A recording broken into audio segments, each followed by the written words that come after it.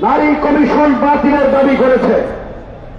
আমরা লক্ষ্য করেছি হেফাজতের দাবিকে উপেক্ষা করে একদল নারীবাদীকে মাঠে নামানো হয়েছে।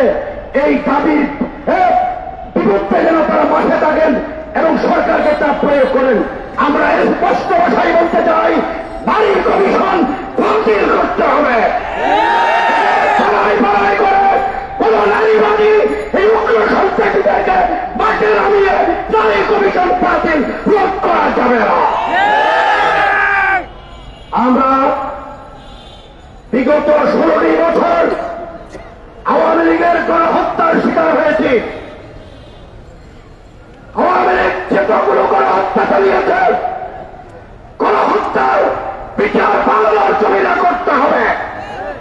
আমরা লক্ষ্য করছি আজকে 9টি মাস অতিক্রম হয়ে গেছে, কিন্তু অন্তর্বর্তীকালীন সরকার দৃশ্যমান কোন বিচারের ব্যবস্থা করে নাই।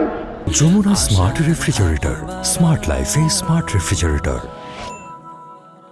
আজকের এই সমাবেশ থেকে স্পষ্ট দাবি জানাতে চাই, শাপলা চত্বরে যারা গণহত্যা চালিয়েছে তাদেরকে ফাঁসিতে ঝুলাইতে হবে। পুলিশ হাতিয়ার বিরুদ্ধে যতটুকু গণহত্যা হয়েছে ততবার তার বিরুদ্ধে ফাঁসি ঝুলাই দিতে হবে। শেষ কথা হল, আজকে হেফাজতের মামলাগুলো কোনো প্রত্যাহার হয় নাই। অন্তর্বর্তীকালীন সরকারের মাননীয় প্রধান উপদেষ্টা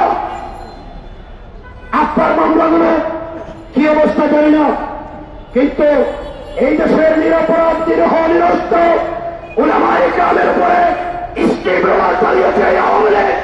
এই আওয়ামী লীগকে কোন অবস্থাতে চাকরা যাবে না। তাদের কার্যক্রম নিষিদ্ধ করেছেন, কিন্তু দল হিসেবে আওয়ামী লীগকে আইনি প্রক্রিয়া নিযুক্ত করতে হবে। আওয়ামী লীগের সকল নেতাকর্মী যারা এই দেশের মুসলমানদের উপরে গণহত্যা চালিয়েছে, অত্যাচার করেছে, তাদেরকে আইনের আওতায় এনে দৃষ্টান্তমূলক শাস্তি দিতে হবে।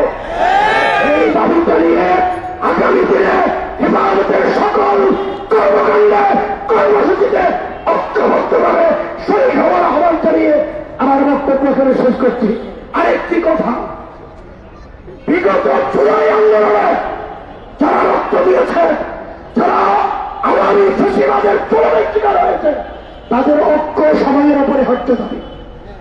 আমরা লক্ষ্য করছি এই ঐক্য বিনষ্ট করে আরেকটি চক্রান্ত ষড়যন্ত্র বাস্তবায়ন করার ষড়যন্ত্র শুরু হয়েছে। দেশের প্রবল নাগরিক তৌহিদি জনতা ঐক্যবদ্ধভাবে সকল চক্রান্ত মোকাবেলা করব। ভারতীয় ষড়যন্ত্রের মাধ্যমে যারা ব্যক্ত করে দিতে চায়, আজকে বলতে চাই, ডক্টর ইউনূস সাহেব, তাদের কোন ষড়যন্ত্রে মান অভিমান করা যাবে না। তৌহিদি জনতা মাঠে আছে।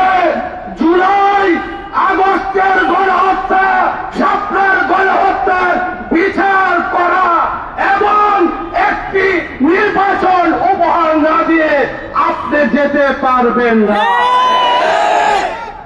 আমরা ভারতীয় এক দালালকে কলকাতায় তাকে হাই কমিশন নিয়োগ দেওয়া হয়েছে, জানেন, তার নাম হল শাবাব বিন আহমদ। সে বলেছে এই বছর কলকাতার হাই কমিশনে কোনো কুরবানি হবে না। কেন? যে কলকাতার হিন্দুরা এবং ভারত এতে অসন্তুষ্ট হবে। মনে রাখতে হবে, তোমাকে বাংলাদেশের বেতন দিয়ে ভারতের দালালি করার জন্য পাঠানো হচ্ছে না।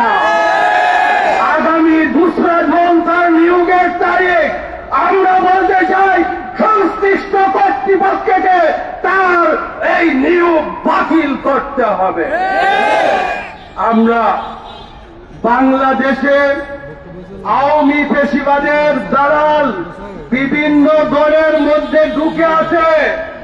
এক কুলাঙ্গার যার বাড়ি কিশোরগঞ্জ, নাম আপনারা জানেন। এই ফজলুকে বিএনপি যদি না থামায়, জনগণ রাস্তায় তাকে গণধুলাই দিতে বাধ্য।